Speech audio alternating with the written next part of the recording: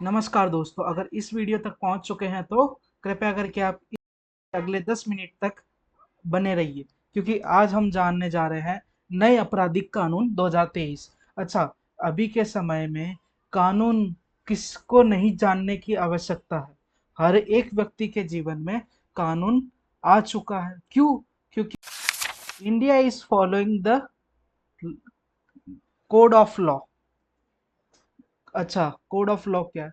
कि हर व्यक्ति कानून से जुड़ा हुआ है, कानून से टिका हुआ है। कोई फैसला होगा भारतीय न्याय प्रणाली में तो भी वह कानून के आधार पर ही होगा। जो किताब में लिखा हुआ है कानून की, उसी के आधार पे होगा।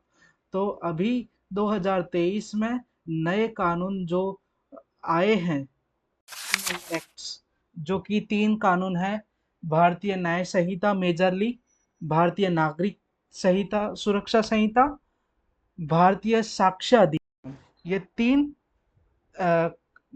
मेन जो है आए हुए हैं कानून इसके रिलेटेड। तो पहले हम समझते हैं ये उसके बारे में, क्या इसका मानना है, क्या प्रीफेस है, इंट्रोडक्शन। उसके बाद हम समझेंगे जस्टिस सिस्टम, कैसे भारतीय लोग विचार करते हैं, सोचते हैं, और कैसे जस्टिस न्याय प्रणाली का सिस्टम बनाया गया है। सिटीजन सेंट्रिक लॉ, कैसे भारतीय नागरिक को ध्यान में रखते हुए कानून बनाए गए, और कैसे न्यू क्रिमिनल लॉज इंट्रोड्यूस किए गए, उसको समझेंगे। अच्छा, इसमें moreover women's and children were also covered in this. अच्छा, infusion of technology in the delivery of justice, कैसे टेक्नोलॉजी का भी उपयोग किया जा रहा है ताकि न्याय जल्द से जल्द मिल सके।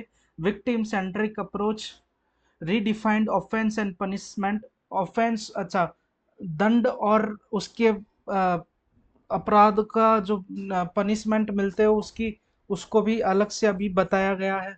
टाइमली और स्पीडी, कैसे हमको न्याय जल्द से जल्द मिल सके, उसके बारे में 2000 ये न्याय की किताब में बताया। अच्छा, आप यहाँ पे एक चीज नोटिस करें तो ये गृह मंत्रालय के द्वारा ही पब्लिश की गई है, जो कि उसकी ऑफिशियल वेबसाइट पे। तो मेरे हिसाब से आप जो लोग वीडियो देख रहे हो, किन लोगों ने देखा है आज तक ये वेबसाइट पे जाके, कृपया करके आप अवश्य टाइम निकाल के उस पर जाइए और देखिए, समझिए बात।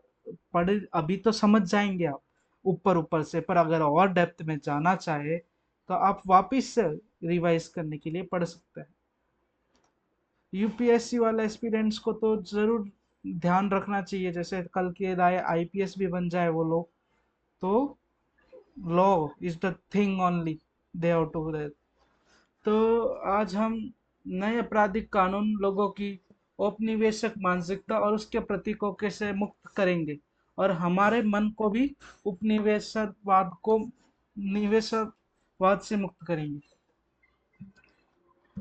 अच्छा, यह दंड के बजाय न्याय पर ध्यान केंद्रित है। ये मैंने आपको जो सब बताया वही है। यह पीड़ित केंद्रित न्याय सुनिश्चित करेंगे।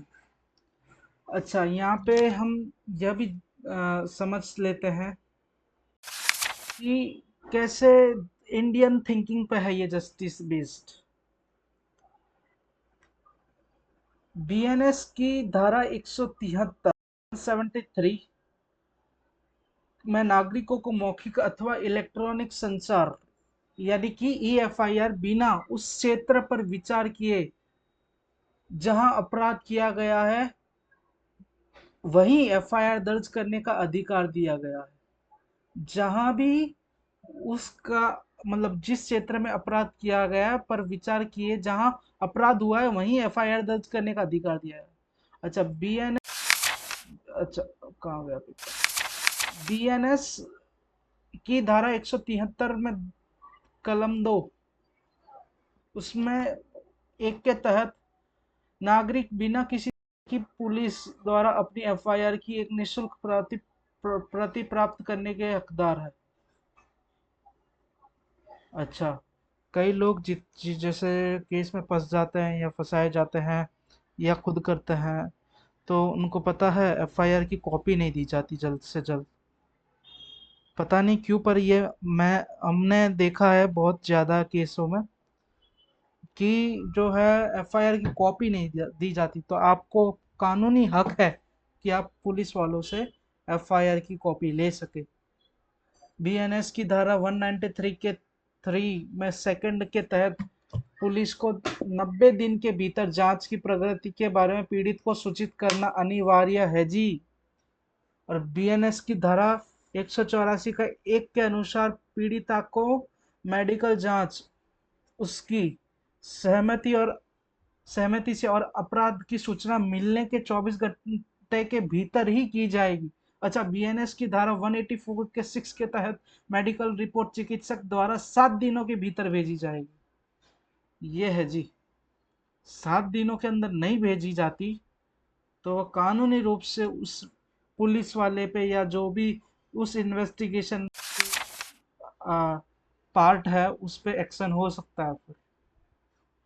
अच्छा, बीएनएस के धारा 18(8) के तहत नागरिकों को अभियोजन पक्ष सहायता के लिए अपना स्वयं का कानूनी प्रतिनिधित्व करने का अधिकार है। आपराधिक न्याय प्रणाली को आदेश पारदर्शी या जवाबदेह और सुलभ बनाया गया है। धारा 230 बीएनएस में नागरिकों को दस्तावेज उपलब्ध कराने की व्यवस्था की गई है। और ही नहीं, इतना ही नहीं, और सुनिए, बीएनएस की धारा 396 के इसमें पीड़िता नागरिक को मुफ्त चिकित्सक उपचार दिया गया, मुआवजे का भी अधिकार। अच्छा, धारा 360 बीएनएस में अभियोजन से हटने के लिए सहमति देने से पहले न्यायालय को पीड़ित की बात सुनने का अधिकार दिया गया है। यह आपराधिक न्याय के लिए न्याय केंद्रित दृष्टिकोण का सबसे अच्छा उदाहरण है। तो हमने देखा कैसे ये नागरिकों को ध्यान रखते हुए बनाया गया कानून। अब आगे देखते हैं कि कैसे भारतीय न्याय संहिता 2023 नए आपराधिक कानून पर एक नजर डाल देते हैं।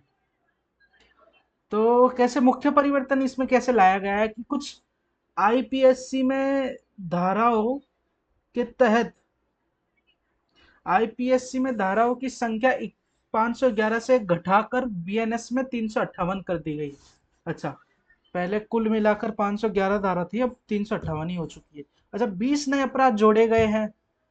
अच्छा, ये बात भी आपको सुनिश्चित करनी होगी कि कानून में जिस अपराध के प्रति कोई सजा नहीं बताई गई तो वह खुद न्यायालय मतलब जो कोर्ट है वो भी पनिशमेंट नहीं कर सकता। वही तो है ना कोड ऑफ लॉ। मतलब अगर कानून में वह पनिशमेंट कवर नहीं हो रहा है ना, तो वो कैसे का मतलब पनिशमेंट कैसे डिसाइड करेंगे भैया और बहनों, समझिए। तो कई अपराधों के लिए अनिवार्य न्यूनतम सजा का प्रावधान किया गया है। अच्छा, 6 छोटे अपराधों के लिए सामुदायिक सेवा का प्रावधान किया गया है। ये भी बढ़िया है।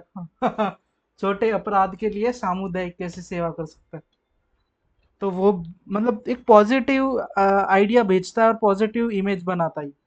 अच्छा, कई अपराधों को क्या है कि फिर वो आपराधिक मानसिकता से निकल सके वो अपराधी, अगर ऐसे मतलब अगर उसको सुधारने की पहले से कोशिश चालू कर दी जाए ना, तो ये जो सबसे बढ़िया चीज लाई गई है इसमें बीएनएस में कि 6 छोटे अपराधों के लिए सामुदायिक सेवा। अच्छा, कई अपराधों में जुर्माना बढ़ाया भी गया है। अच्छा, और कई अपराधों में सजा की अवधि भी बढ़ाई गई है।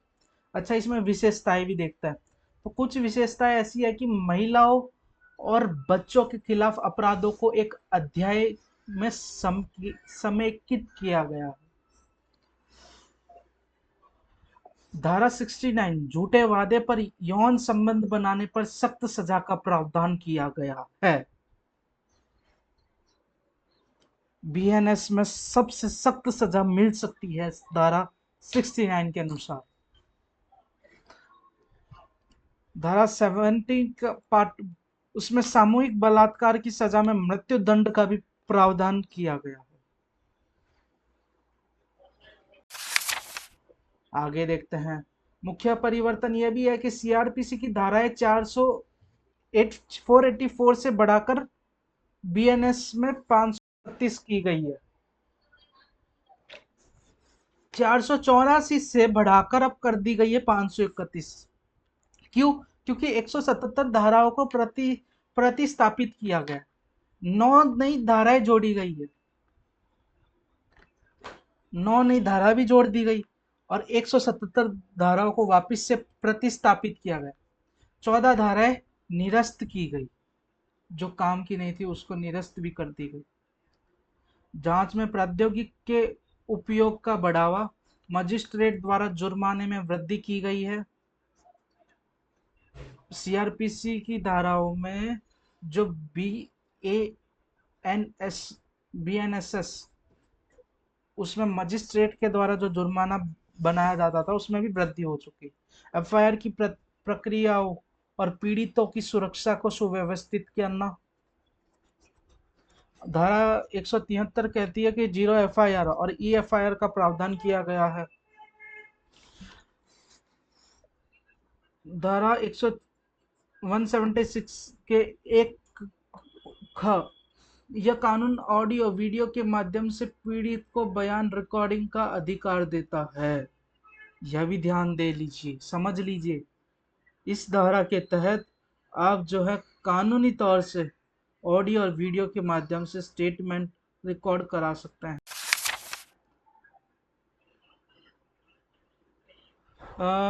अभी मुख्य परिवर्तन आईईए में धाराओं की संख्या 167 से बढ़कर बीएनएस में 170 गई है। 24 धाराएं बदली गई और 2 नई धाराएं जोड़ी गई और 6 धाराएं निरस्त कर दी गई। अच्छा, कुछ इलेक्ट्रॉनिक डिजिटल रिकॉर्ड को साक्ष्य के रूप में मान्यता देता है। अभी तक जो है सबूत, ये टेक्नोलॉजी के जमाने में अगर इलेक्ट्रॉनिक भी अगर साक्ष्य मिल जाता है ना, तो उसको भी मान्य देता है कानूनी रूप से। डिजिटल साक्ष्य प्रामाणिकता के लिए रूपरेखा प्रदान करता है। अच्छा, नीचे बताइए ये धारा 2 के इसके अनुसार दस्तावेज की विस्तारित प्रतिभाषा है। धारा 61 के तहत डिजिटल रिकॉर्ड की स्वीकार्यता में समानता दी गई है। धारा 62 और 63 इलेक्ट्रॉनिक रिकॉर्ड को स्वीकार्यता दी गई है।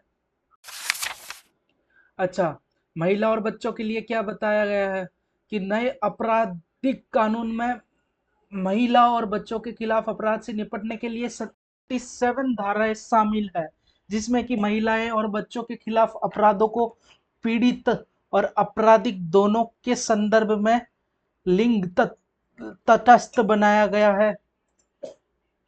धारा 2 बीएनएस के मुताबिक 18 वर्ष से कम आयु की लड़की के साथ सामूहिक बलात्कार के लिए आजीवन कारावास या तो मृत्यु दंड का प्रावधान किया गया है।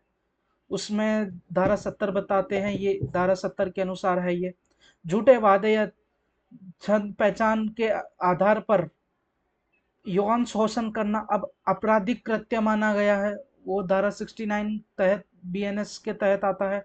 चिकित्सकों को बलात्कार से पीड़ित महिला की मेडिकल रिपोर्ट 7 दिनों में के भीतर जांच अधिकारी को भेजना का आदेश दिया गया है, वो धारा 51 का पार्ट 3 बीएनएस बताता है। अच्छा, न्याय प्रणाली में कैसे टेक्नोलॉजी का यूज किया जा रहा है। आपराधिक न्याय प्रणाली के सभी चरणों का व्यापक डिजिटलीकरण कैसे किया गया है। उसमें बता रहे हैं कि ये ई करना, जैसे कि 0 एफआईआर करना, ई एफआईआर करना, ये डिजिटली एक तरह से